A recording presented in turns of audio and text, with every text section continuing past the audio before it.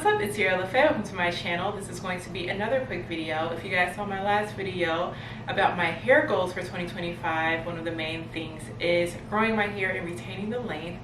But one of the things that can stop that is hair breakage. I wanted to discuss with you all how we can try to stop it if we notice that it is going to try to become a setback for us with reaching our hair goals.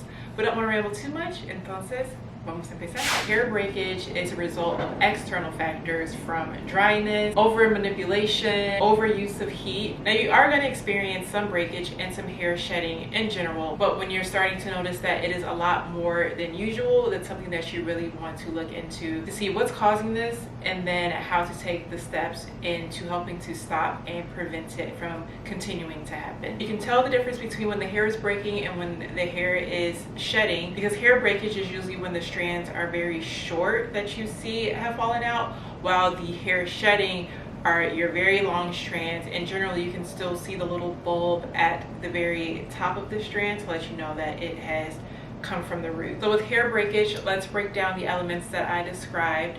The dryness is going to come from usually the weather, whether it be too much sun outside or the weather is freezing and your hair is drying out. Because of that, you have to take the necessary steps to adding moisture to the strands.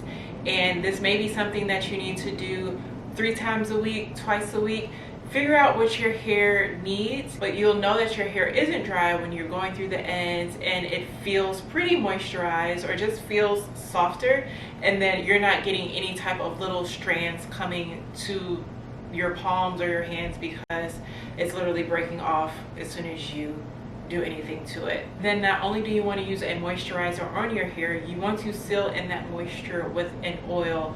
For high porosity hair like myself, I love using coconut oil to seal in the moisture that I put on my hair with my hair creams. But you can do things like a jojoba oil. Figure out what your hair's porosity is and then do the research to see what type of oils work best for your hair strand. And if you find that you've been moisturizing your hair consistently and it's still feeling extremely dry, you're probably due for a trim, and you're also due for a deep conditioning hair treatment. So make sure that you get on top of doing both of those things as soon as possible so you can stop experiencing the dryness and the breakage traveling up the strand. Next, overuse of heat is a humongous factor to why hair breaks.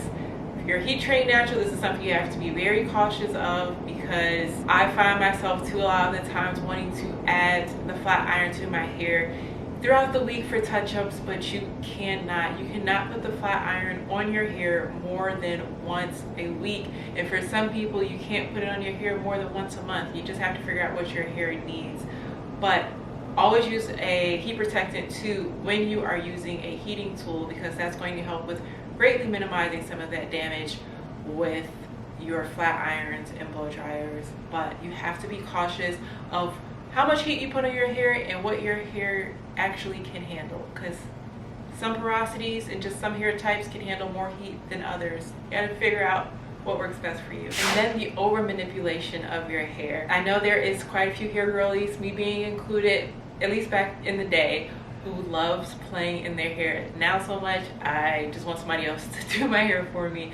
But if you're the type of person who loves to do the tight ponytails, who likes to put weave in and out of your hair constantly, who's always switching up your hairstyle from week to week, that can be too much stress for the hair to be able to keep up with you. But if you're someone who just likes to have all different types of hairstyles throughout the week, figure out low manipulation styles to be able to give yourself that's not going to disturb your hair strands too much. Whether you do it through wigs or maybe finding a signature style that you can keep in your hair for a couple of weeks before you change it over to another style. But that is another big factor that causes hair breakage. The lack of nutrients can hugely set back your hair growth. So make sure that you're getting plenty of fruits and vegetables. I always advocate juicing. And do foods like leafy greens, nuts, seeds, lean proteins. You can even do supplements like biotin, zinc, vitamin D, omega-3, but make sure you talk to your doctor first before you start taking any supplements. And remember, this is a marathon, not a sprint. It takes time to go from breakage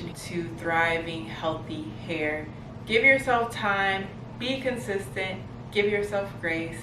It will work out as long as you're putting in the practices to help you get to your end goal. So I hope you guys enjoyed this video. If you have any additional questions, feel free to leave them in the comment section below. And until the next one, Ciao.